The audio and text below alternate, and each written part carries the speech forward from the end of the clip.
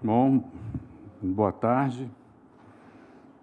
Seguramente é um assunto mais divertido do que o outro que vocês estavam vindo.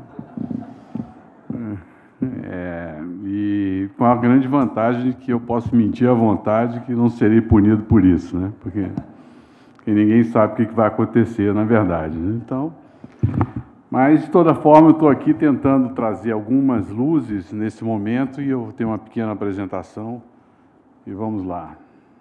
Ué, cadê ela?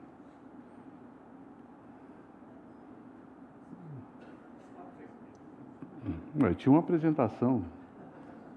Só ficou isso? Anselmo, e a apresentação que eu mandei, não entrou? Não? Não veio? Bom, então não tem problema. Farei no improviso. Vamos ver se pelo menos melhora aí. Bom, então vamos lá. Eu fiz uma apresentação, mas como é quase uma stand-up comedy, né? Eu já sei... eu já sei tudo de cor. Bom, então é o seguinte, nós temos hoje aí um furacão, uma tempestade causada pela nossa presidente, Dilma, composto de vários elementos. Nós temos aí a questão do impeachment, da recessão, do desemprego, da falta de diálogo, da perda de credibilidade fiscal do país, do rebaixamento, e todos os problemas têm um padrão, foram criados pelo próprio governo. Ou seja, o governo tem uma imensa capacidade, quase que argentina, de se autodestruir. Todo dia o governo acorda e diz: o que eu... Muito obrigado. E sacanear a Argentina sempre rende aplausos, né? Enfim, mas o fato é que o governo todo dia acorda e pensa: o que eu posso fazer para me prejudicar? E isso vem de longe. Vem de longe. Tanto é que, se olharmos esses 12 anos de PT no poder, todos os momentos de crise foram feitos dentro do governo. O primeiro escândalo foi o escândalo Carlinhos Cachoeira I, né? Casa Civil. Depois o Mensalão. Depois Erenice Guerra. Bom, eu tenho milhões, tem dezenas de escândalos. Nenhum deles foi produzido a partir de inconvenientes praticados pela oposição. Então, o governo não precisa de oposição para se autodestruir, ele faz isso com prazer. É evidente que essa situação não era clara para todo mundo pelo fato de que existia uma sensação de sucesso. A economia ia bem, os negócios iam bem, e isso encobria, né, a circunstância do fracasso, que era um fracasso quase que assintomático. E essa situação foi identificada por nós já em 2013, em alguns artigos e palestras, onde eu dizia que fazia sentido preocupar-se com a eleição da Dilma, que não ia ser fácil, porque teria ela que enfrentar problemas decorrentes da sua própria incompetência política, da sua própria incompetência gerencial. É evidente que, na hora que se apresenta uma crise econômica, todas essas circunstâncias anteriores são realçadas, porque, sem o dinheiro, acaba a capacidade do governo de comprar, subornar, corromper a sociedade, como o governo faz desde que o governo é governo no Brasil. O Brasil é um país que todo mundo adora uma boquinha, adora uma bolsa, desde a Bolsa Família até a Bolsa BNDES, passando por tudo que tem entre um e outro. O brasileiro adora um subsídio, um empréstimo subsidiado, um emprego público, né, uma vaga cativa no estacionamento. Isso faz parte da nossa história, né, de dependência de um país que foi inventado pelo Estado. Quer dizer, aqui, mal comparando, o Brasil é como se fosse um condomínio onde o síndico e o condomínio é muito mais importante que os proprietários dos apartamentos e os moradores. No caso, nós, sociedade, somos muito menos importantes do que os caras que estão mandando nos governos, em todas as esferas do governo. Bom, enfim, então, na hora que os fracassos se encontram e formam a famosa tempestade perfeita, se estabelece um quadro de desespero. Há várias contradições presentes. Tem a contradição, primeira, de se fazer uma política de ajuste que é contrária à ideologia e os sentimentos mais caros do PT e de Dilma. Dilma é uma economista heterodoxa e tem que conviver e apoiar um economista ortodoxo. Isso é um problema sério, quer dizer, o PT age com outro software, para usar um tema que é muito caro a vocês, que não gosta, quer dizer, no caso, a Dilma, que não faz parte da origem e da tradição do partido. Além disso, há uma outra questão. Durante 4 anos, tudo que o Lula construiu de apoio político foi destruído pela Dilma. Foi destruído porque, apesar de até meados, um pouco antes de julho de 2013, existia uma sensação positiva de aprovação popular, ela nunca capitalizou para criar uma base política verdadeiramente confortável. Não, ela se distanciou dos políticos, ela achava aborrecido e nomeou um trio que era, no mínimo, inconsistente para gerenciar essa relação, que era ali a Ideli, a Ideli e a Gleisi Hoffmann, juntos não, era mais ou menos o fucker e o sucker, né?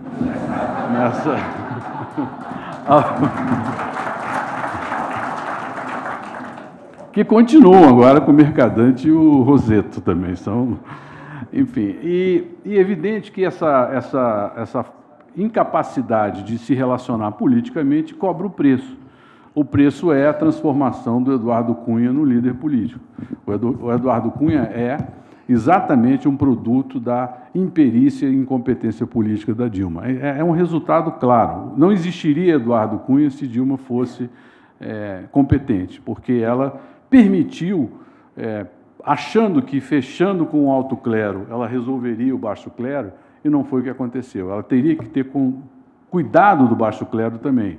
Na época do Lula, por exemplo, as emendas parlamentares eram executadas mais ou menos, não é 100% preciso, mas aí 80% das emendas dos aliados eram executadas, ou seja, aquelas emendas que eles aprovavam no orçamento dedicados a seu eleitorado eram liberadas pelo Ministério do Planejamento.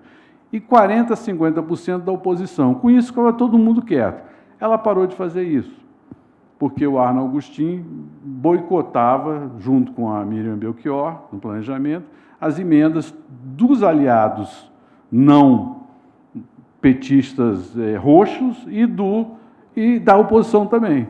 Ora, o resultado foi a aprovação de uma emenda constitucional que obriga mandatoriamente a implantação das emendas dos parlamentares.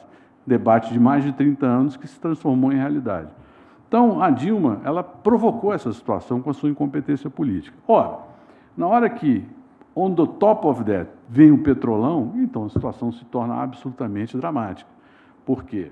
Nós tínhamos, primeiro, uma incompetência gerencial, óbvia. Segundo, uma incompetência crônica política. E terceiro, agora, um universo policial jurídico absolutamente tumultuado. O resultado disso tudo é uma circunstância política dramática que, enfim, combinando a necessidade do ajuste fiscal com a crise política, gera essa imensa perda de popularidade, essa ameaça à governabilidade do governo e também esse espectro do impeachment, que é muito estimulado por parte da sociedade, especialmente quem votou em Aécio. Temos hoje um debate aí que fica, claro, entre os coxinhas, que são a favor do impeachment, e a esquerda radical e caviar, né, porque tem as duas, né, que estão ali, claro, defendendo os espaços conquistados.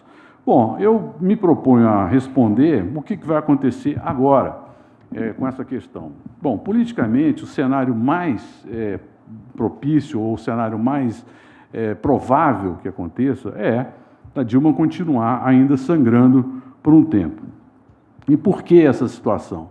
Porque não existem condições objetivas para que ocorra o impeachment.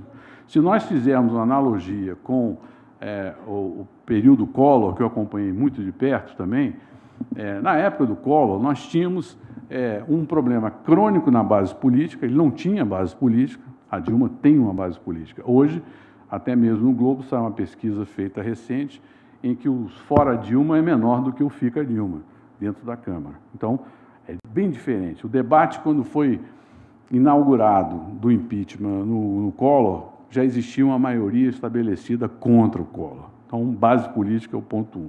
2, o motivo. O motivo não precisa ser a pedalada fiscal ou o dinheiro na campanha eleitoral. O Collor, se vocês lembram, sofreu impeachment por causa daquela questão do Fiat Elba. Ele não chegou a ser julgado, ele não foi julgado. Não houve um processo, houve simplesmente um fato político. Aquele episódio justificou o Congresso tomar uma atitude. Mas por que o Congresso tomou essa atitude? Porque o governo estava fraco. E, além de fraco, o governo não tinha nem sistema imunológico para se defender. Ele não tinha base política. Então, óbvio que o sistema político sabia que, se colocasse o impeachment, ele ia ser aprovado. Então, hoje ainda falta o fato político que vai determinar o início do impeachment com vigor. Não os pedidos, tem 16 pedidos de impeachment lá. A terceira questão é que muitos, no alto establishment do país, têm dúvidas a respeito de se o impeachment é bom ou não para o país, porque não sabem qual é a solução do impeachment, e aí reside o quarto problema. No Collor, todo mundo sabia que ia terminar no Itamar Franco. Na Dilma, ninguém sabe se vai terminar no Temer. Imagine, pode ser 60 dias de Eduardo Cunha e uma eleição direta. Eleição direta, tudo pode acontecer. Todo mundo acha, né, que, principalmente os coxinhas, e que o Aécio ganha. Mas será que ganha? O Lula pode não ganhar? Será que o Lula realmente está no volume morto? Ou será que ele, de repente, após um impeachment, que certamente será dramático, ou uma renúncia dramática da Dilma, não ganhe ali, tipo um Getúlio redivivo, não é? Que sai do caixão para ganhar a eleição, não é? Como foi o caso do Getúlio, se matou, mas houve uma comoção nacional. Então, nós temos que entender que o ambiente, e essa turma entende que é um assunto delicado, que não há, vamos dizer, um motivo, não há uma base, não há um fim claro, e há um medo de que um dos fins não seja o mais adequado. Pelo menos durante 2 anos, até o fim do próximo ano, a possibilidade de eleição direta, de uma nova eleição, está presente. Hoje, olhando esse quadro, tem gente até que não gosta muito dessa ideia. Por exemplo, o Alckmin. O Alckmin é potencial candidato em 2018. Será que ele quer que o impeachment ocorra agora? Para o Aécio ganhar? E ganhando, não tendo o fim da eleição, se credencie para mais 4 anos? Isso é um ponto a pensar. Em sendo um impeachment que o Temer fique, isso interessa ao PSDB? De repente, o Temer pode fazer um governo de união nacional e esse governo de união nacional se transformar numa força eleitoral relevante, como foi o caso do Itamar em relação ao Fernando Henrique. Fernando Henrique só foi presidente da República por causa do Plano Real e por causa do Itamar. Se fosse concorrer sozinho, não existia chance de ser eleito. Então, a falta de um fim é um problema muito sério para a questão do impeachment. E outra coisa também diz respeito às manifestações. Ora, manifestação mensal, ou bimensal, trimestral, semestral, não derruba governo nenhum. Não, isso aí vai ficar, claro, aí vai todo mundo para as ruas no domingo, aí sai a matéria no Fantástico, é lindo, gente segurando o bebê, pintado com a bandeira nacional, e falando, e dizendo a indignação, aí filma o Caiado falando, filma o Aécio e tal. Mas isso não se revela numa militância proativa para derrubar um governo. Certa vez eu falei isso há 4 meses atrás, num evento da BlackRock, e estava presente um dos líderes desses movimentos aí. Aí ele ficou furioso comigo, e falou, porra, mas você quer dizer então que tem que morrer gente? Eu falei, você tem que ser igual na Ucrânia, porra. Na Ucrânia os caras ficaram na praça lá, porra, enchendo o saco do presidente até ele sair, e saiu. Agora, se vocês acham que vocês vão derrubar, mas a gente não quer derrubar, então tudo bem, então se é para... e aí, então, como virou também um saco de gato, porque tem gente que defende a intervenção militar, tem gente que defende fim da classe política, tem gente que quer fora Dilma, fora Lula, fora Renan, fora Temer, fora Eduardo Cunha. Não há revolução no mundo que ocorra com tantas agendas diferentes.